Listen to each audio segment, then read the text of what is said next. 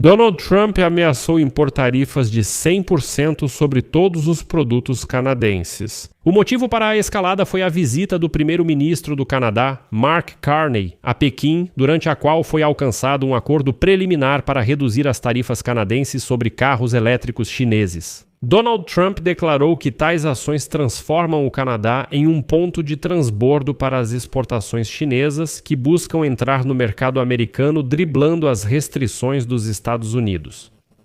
A declaração de Trump causou forte queda do dólar canadense e uma crise nas relações entre Washington e Ottawa. Mas não se deve esquecer que o Canadá tomou essa medida somente depois de outras ameaças de Donald Trump, incluindo a de anexar o país. Agora a China achou um motivo para atrair aliados dos Estados Unidos como ela mesma, para seu lado. A China aproveitou a discórdia deixada por Donald Trump na Aliança Transatlântica, condenando seu desejo de tomar a Groenlândia e tentando atrair os aliados americanos com promessas de uma parceria comercial confiável com a China. Como quem diz, não é como com os americanos. Então vamos discutir esse assunto juntos agora. Questões como tarifas contra o Canadá e a influência global da política de Donald Trump impactam como a China busca antigos aliados. Sou Alexei Pitti, vamos aprofundar esse assunto juntos. Mas antes de começarmos este episódio, peço que você se inscreva no canal, deixe um like e escreva qualquer comentário embaixo deste episódio. Inscreva-se no meu canal do Telegram Pitti News pelo link na descrição. Lá publicamos notícias em tempo real. Como vocês sabem, o Canadá se aproximou da China, pois seu aliado mais próximo são os Estados Unidos. Decidiram impor tarifas ao Canadá e Trump sugeriu que o Canadá vire o 51º estado dos Pewassetel, com Mark Carney como primeiro-ministro e governador. Há mais de uma semana foi confirmado que Ottawa e Pequim concordaram em reduzir barreiras comerciais durante a visita de Mark Carney à China. O Canadá decidiu reduzir as tarifas de importação sobre milhares de carros elétricos chineses, que antes, em 2024, tinham imposto de 100%. Para acompanhar a política do CEPOMACEUA, o Canadá aceitará até 49 mil carros elétricos chineses com taxa de 6,1%. Em resposta, a China concordou em reduzir as tarifas de importação sobre produtos agrícolas canadenses, em particular sobre sementes de canola, e conceder aos cidadãos canadenses o direito de entrada sem visto. O Canadá, que exportava para os EUA, buscou outro mercado após Trump iniciar uma guerra comercial. O acordo entre China e Canadá ainda é preliminar. Agora, Trump vê o acordo Canadá-China como ameaça direta à economia dos ex-família e tentativa de burlar tarifas pela fronteira norte. Vou citar Donald Trump na íntegra, que mais uma vez provoca o Canadá, sugerindo que o país não é independente, mas o 51º estado dos EUA. Citação. Se o governador Mark Carney acredita que fará do Canadá um ponto de trânsito para produtos chineses, está profundamente enganado.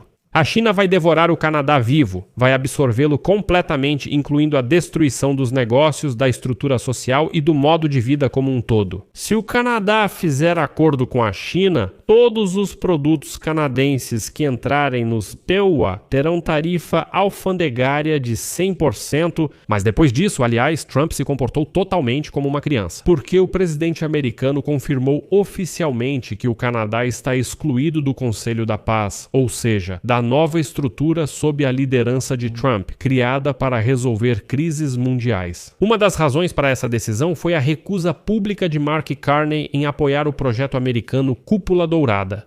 O sistema de defesa antimísseis sobre a Groenlândia e o Ártico é considerado essencial pela administração Trump para proteger a América do Norte. Mas Carney entende que, se os PEO tomarem a Groenlândia, o Canadá ficará cercado pelos Estados Unidos. Mas aqui é preciso entender que cada lado está jogando seu próprio jogo. Existe uma espécie de aliança. O SMK é um acordo de livre comércio entre EUA, México e Canadá que entrou em vigor.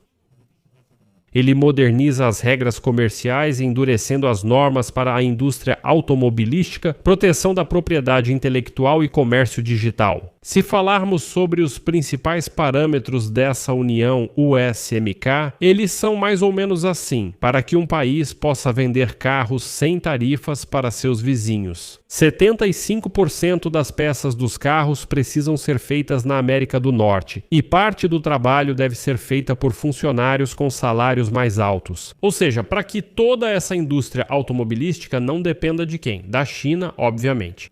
Incluíram novas regras para segredos comerciais, serviços digitais e financeiros, além de padrões para condições de trabalho.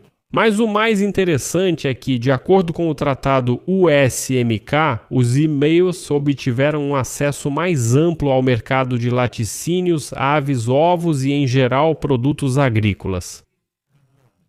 De repente, o setor agrícola canadense foca na China. O mais interessante é que em 2026 está prevista uma revisão do acordo USMCA. Tarifas de 100% serão desastrosas para a economia canadense, que exporta mais de 75% para os EUA.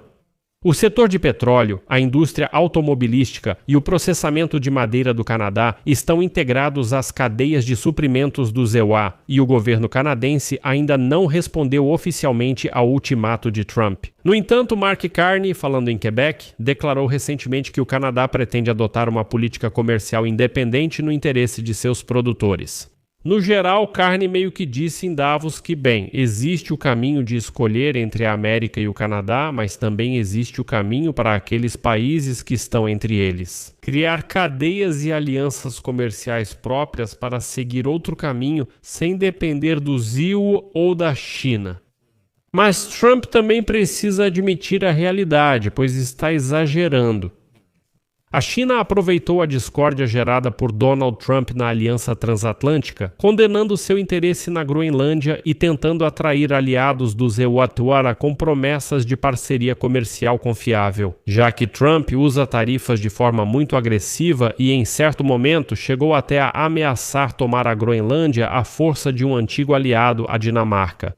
Pequim decidiu tentar aproveitar esse momento. Nesta semana, o vice-primeiro-ministro do Conselho de Estado da China, He Lifeng, fez um discurso no Fórum Econômico em Davos, no qual condenou o aumento do unilateralismo e do protecionismo, ao mesmo tempo em que retratou a China como um benefício para o mundo inteiro. Vou citar uma fala breve, mas significativa dele. A China é um parceiro comercial, não concorrente. Seu desenvolvimento representa oportunidade, não ameaça a economia mundial. Fica claro que a China vê a ruptura nas relações transatlânticas como oportunidade. A China busca melhorar relações com parceiros comerciais para obter benefícios como redução de tarifas sobre veículos elétricos. E com o Canadá isso já quase aconteceu, mas vale ressaltar que não é só o Canadá que está olhando para a China. O primeiro-ministro do Reino Unido, Keir Starmer, irá a Pequim no final deste mês, pouco depois de a aprovação da construção de uma nova grande embaixada chinesa em Londres ter suavizado um ponto de tensão entre os dois países.